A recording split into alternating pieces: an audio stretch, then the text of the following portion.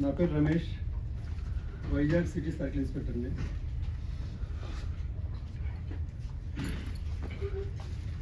ఎప్పుడు క్రైమ్ రిపోర్టర్స్తో కానీ cinema రిపోర్టర్స్తో intact అయింది లేదు.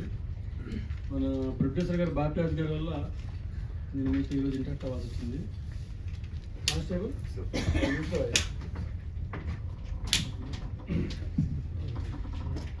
వీళ్ళు వచ్చేసి వైజాగ్ సిటీలో చాలా క్రైమ్స్ చేసిన రౌడీ షీటర్స్. మన ప్రొడ్యూసర్ గారు రమ్మంటే రిమాండ్ నుంచి తీసుకొచ్చారు.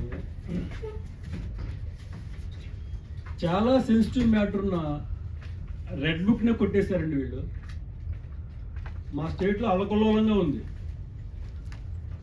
ఎంత బతిలాడో నిజం చెప్పట్లేదు. చెప్పండి రా.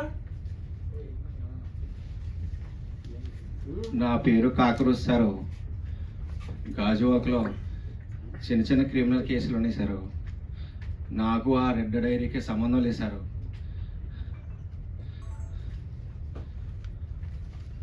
నేను సీనన్ దగ్గర ఉంటాను. మా రేటు తెలియదు సారు.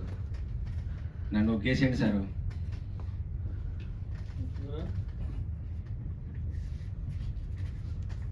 నా పేరు సీన్ సార్. నేను ఎవరైనా చంపితే పట్టుకోసి బోటి తీసి అలవటం సార్ నాకు. అందుకని నన్ను అందరూ గాజువాకలో బోటి సీన్ అంటారు సార్. మేము పోలీస్ రిమాండ్లో ఉన్నప్పుడు సిఏ గారు సుపారీ తీసుకుని మర్డర్ చేయమంటే మర్డర్ చేసి ఈ సిఏ గారు కదా సార్, అంతకుముందు అంటే ఆఫీసర్ గారు సార్. అంతేగాని మాకు మర్డర్ కేసు సంబంధం లేదు సార్. నేను ఎప్పుడు దొంగతనం కేసులు చేయలేదు సార్. 4-5 మర్డర్ కేసులతో చేసాను తప్పితే కానీ దొంగతనం కేసులు చేయలేదు సార్ మేము.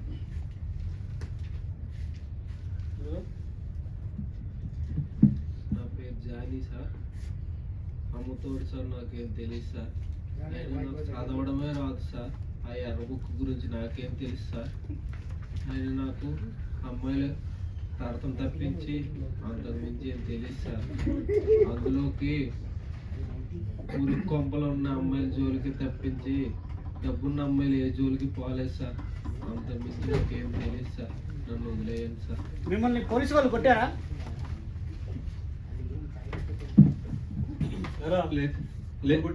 లేదు సార్, లేదు లేదు.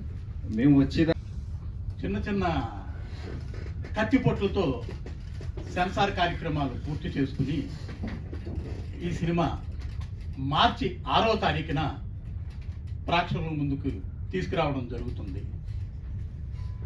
ఈ సినిమాలో డైరెక్టర్ గారు చెప్పిన దానికంటే చాలా గొప్పగా చేయడం జరిగింది. కొత్త కొత్త సినిమాలు చూసి విసికి చెందిన ప్రేక్షక దేవుళ్ళకి ఈ సినిమా డెఫినెట్గా ఒక కనువిందు చేస్తుందని నేను అనుకుంటున్నాను. అలాగే ఈ సినిమా విషయంలో నాకు సహకరించినటువంటి పోలీసు వారికి, ఈ క్రిమినల్స్కి కూడా నేను జీవితాంతం రుణపడి ఉంటానని తెలియజేస్తూ డైరెక్టర్ గారిని ఫర్దర్గా మాట్లాడుకుంటూ కోరుకుంటున్నాను. Thank you.